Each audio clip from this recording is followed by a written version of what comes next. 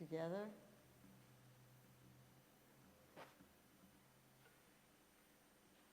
O flame of our faith, open our hearts and fill our bodies and souls with persistent strength. Enliven our spirits and engage us deeply in this life of ours, this sacred, essential moment now.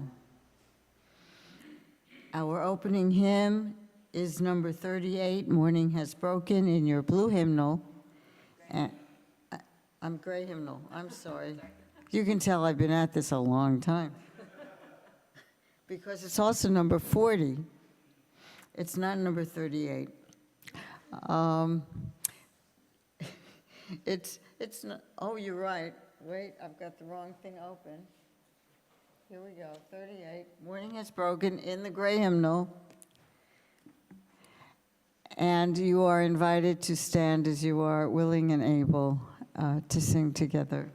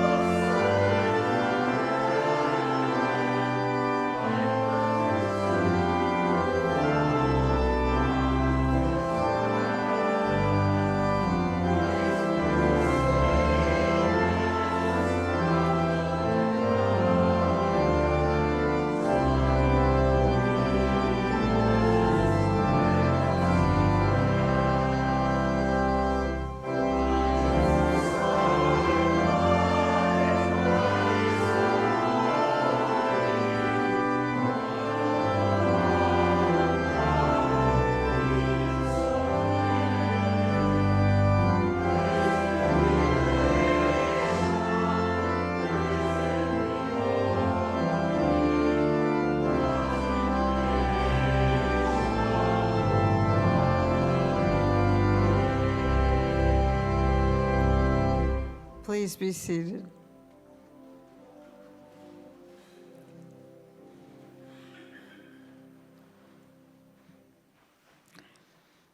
My first reading this morning is from an article that was in The Atlantic by William Demasevich called "It Didn't Have to Be That Way." He writes, "The Dawn of Everything" by David Gaber and David Wengrow is a brilliant account of 30,000 years of human history. Hunter-gatherer societies were far more complex and varied than we have imagined. The authors introduce us to sumptuous Ice Age burials. The beadwork at one site alone is thought to have taken 10,000 hours of work. They tell us of a hunter-gatherer metropolis the size of a Mesopotamian city-state.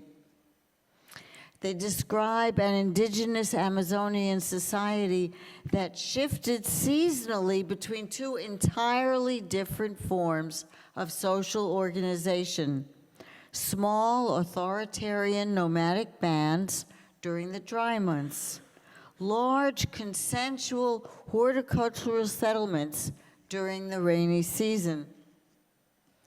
They speak of the kingdom of Calusa, a monarchy of hunter-gatherers the Spanish found when they arrived in Florida. All of these scenarios are unthinkable within the conventional narrative. But the author's most compelling instance of urban egalitarianism is undoubtedly Teotihuacan, a Mesoamerican city that rivaled imperial Rome, its contemporary, for size and magnificence. After sliding toward authoritarianism, its people abruptly changed course, abandoning monument building and human sacrifice for the construction of high-quality public housing. Many citizens enjoyed a standard of living that is rarely achieved across such a wide sector of urban society in any period of urban history, including our own. Thus ends our first reading.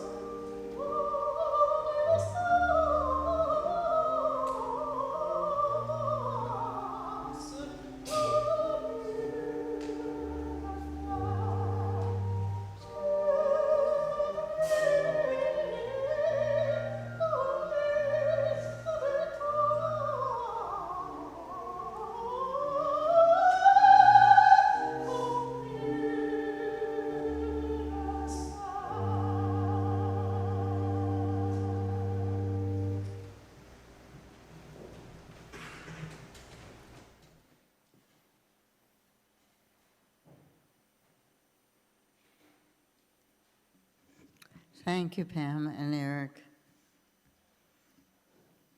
My second reading is from the book Afrofuturism, The World of Black Sci-Fi and Fantasy Culture by Yatasha Womack. And she writes,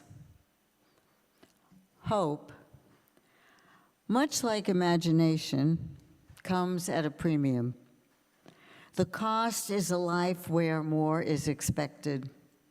Where more is expected, new actions are required. The audacity of hope, the bold declaration to believe, and the clarity of vision for a better life and world are the seeds to personal growth, revolutionized societies, and life-changing technologies. Desire, hope, and imagination are the cornerstones of social change and the first targets of those who fight against it. You can't go forward with cynicism. Cynicism being disbelief. You have to hope against the odds and not go backwards by fear. Dr. King, Chavez, Gandhi were people who removed people from low places and had the hope. Thus ends our second reading.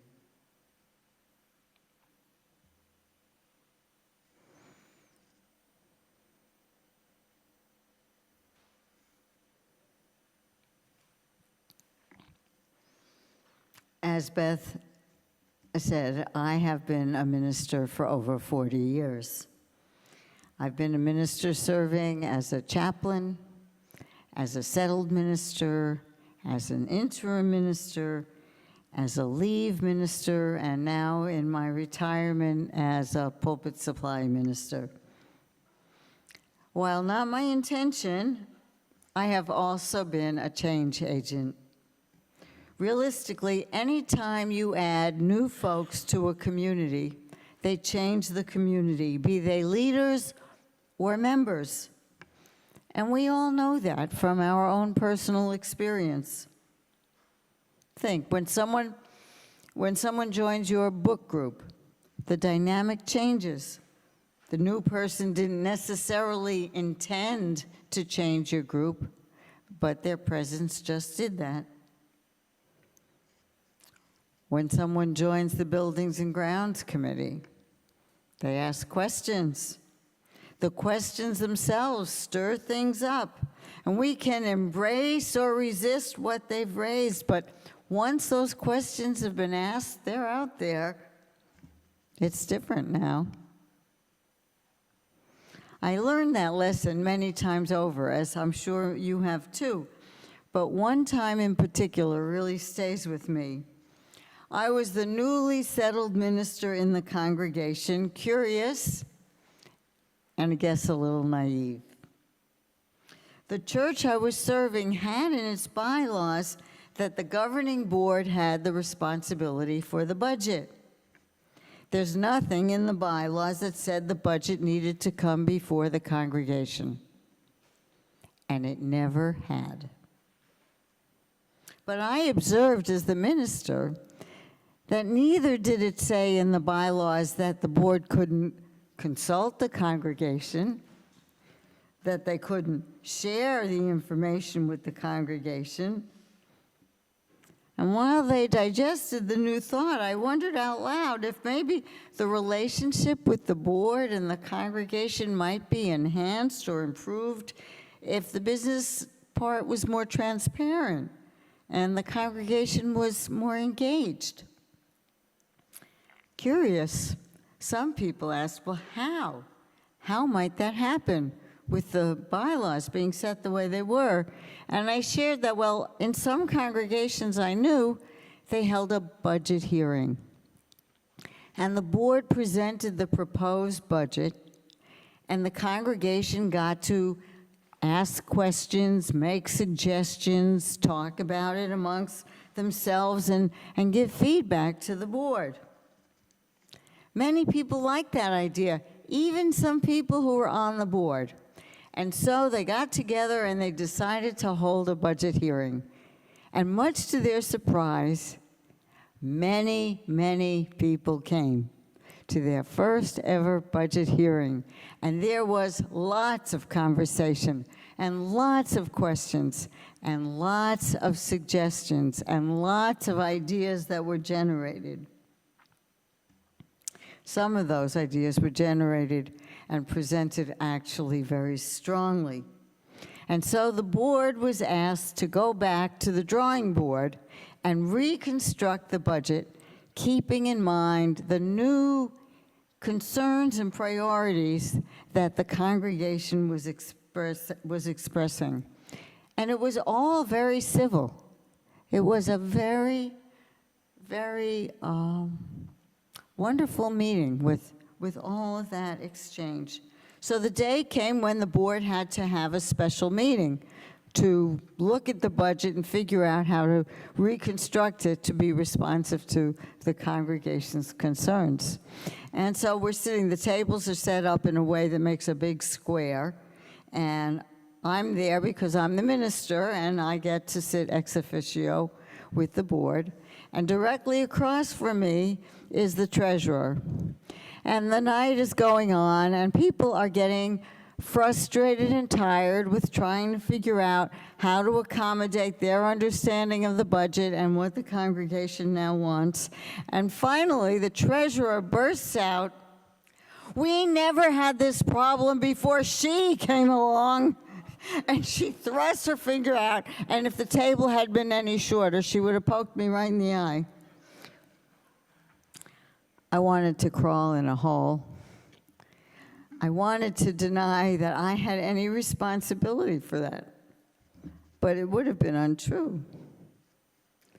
Because once I had publicly observed that there could be another way, the genie was out of the bottle. The other people could run with it, which they did. Truth-telling always contains the possibility of generating change, or sometimes, as it may prove ultimately with the January 6th insurrection investigations, truth-telling may actually bring accountability back to the original intent. The original intent, it really matters. If a church, for example, if a church is intended to be democratic, the change to a budget hearing did not change the intent. It merely strengthened its practice by adding a layer of accountability and a layer of engagement. Yeah. If our country is intended to be democratic, insisting on a nonviolent transfer of power via our electoral process is not a change. The accountability strengthens the practice. So what really is change? Or do we just call it change because we resist it?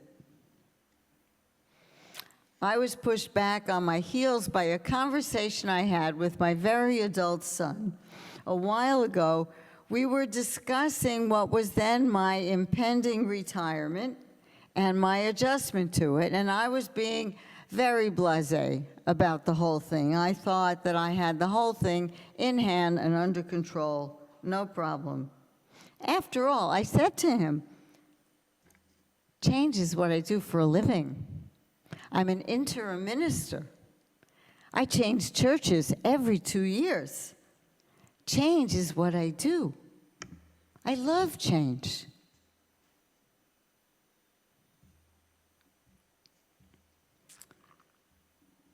No, Mom. No, Mom, he said. It's not change that you love. It's variety. I have been thinking about that hard and long.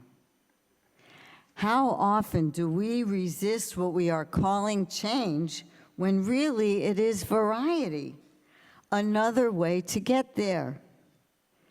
And how often is the change we are calling for really a longing for variety?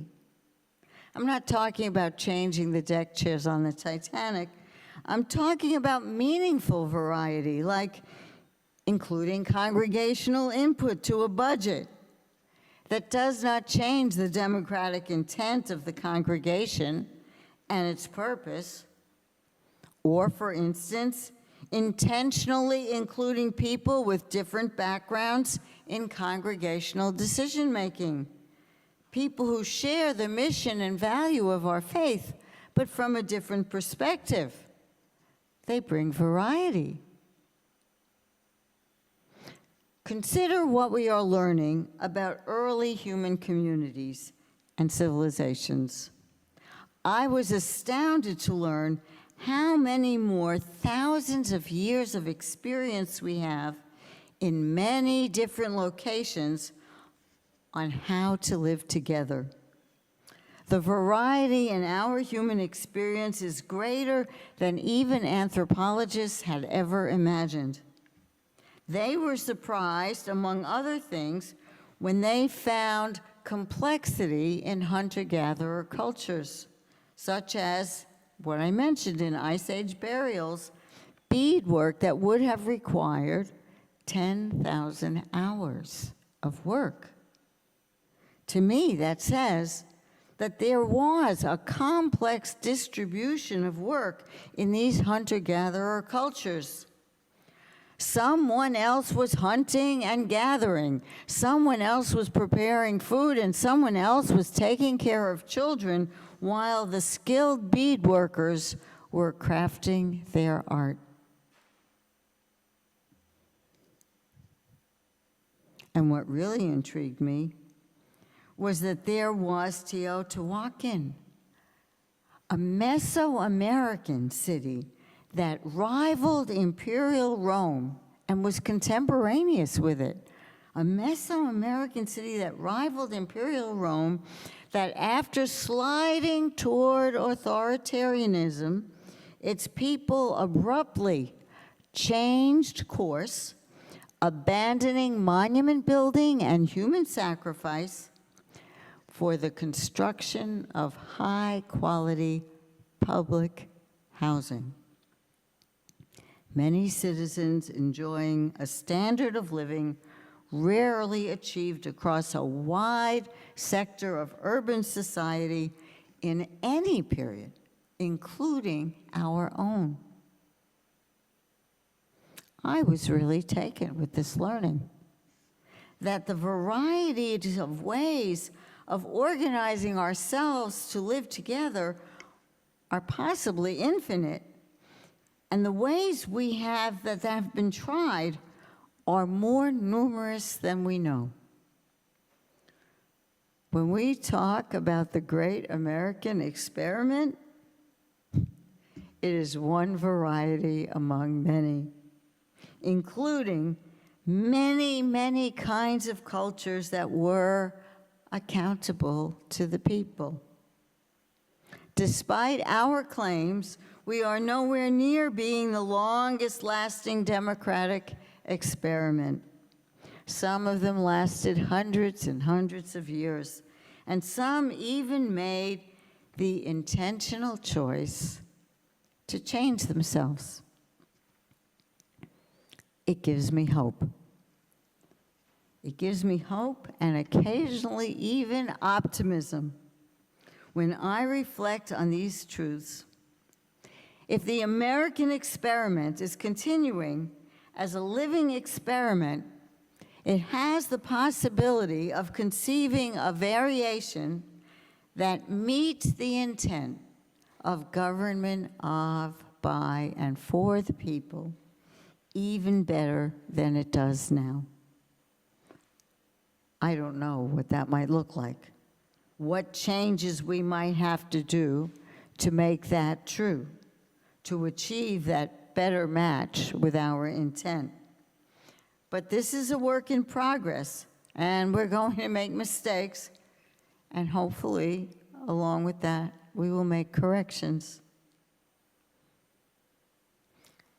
I am also so taken by the discovery of an indigenous Amazonian society that shifted seasonally between two entirely different forms of social organization. Small, authoritarian, nomadic bands in the dry season, and large, consensual horticultural societies during the rainy season. That is an idea I, for one, had never thought of. That there does not even need to be a single way for us to choose to organize as a people.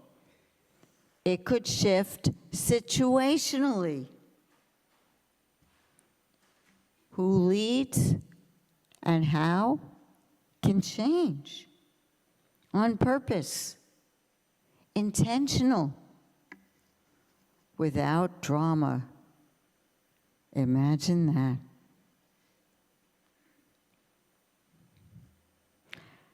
Social media has been forcing that question of how we organize and manage ourselves upon us, as has the introduction of Zoom and the practice of gathering virtually. We are gathered here this morning, some in person and some by live stream. Hi. I can't see you all, but that doesn't mean you aren't here. You are here. You are here whether I can see you or not. What does it mean then now to be together? I'm not telling you anything new. You have all lived through this change or this experience of variety.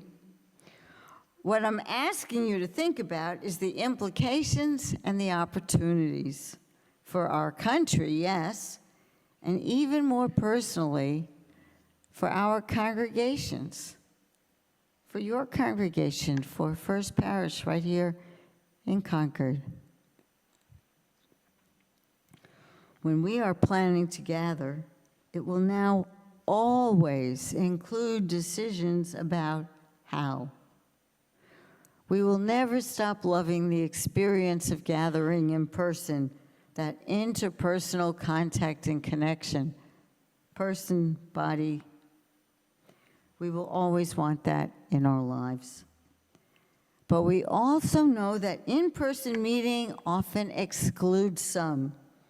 People with mobility issues, people with health issues, people with hearing issues, people with transportation access. Just as staircases for years kept people out of church buildings, so have these other barriers, which technology has now given us a way to eliminate. I think it is time to ask, going forward, what should be the primary thing that congregational life provides for us? What should be the primary thing that congregational life provides for us? And when we know that, how will we make it possible? We have learned that people can live well together in a variety of ways, an infinite variety of ways, on a grand scale and on small scales. And we know that how we live together here can never go back. It cannot go back to how it was before, no matter how much some people may wish it so. Desire, hope, and imagination are the cornerstones of social change, Womack reminds us.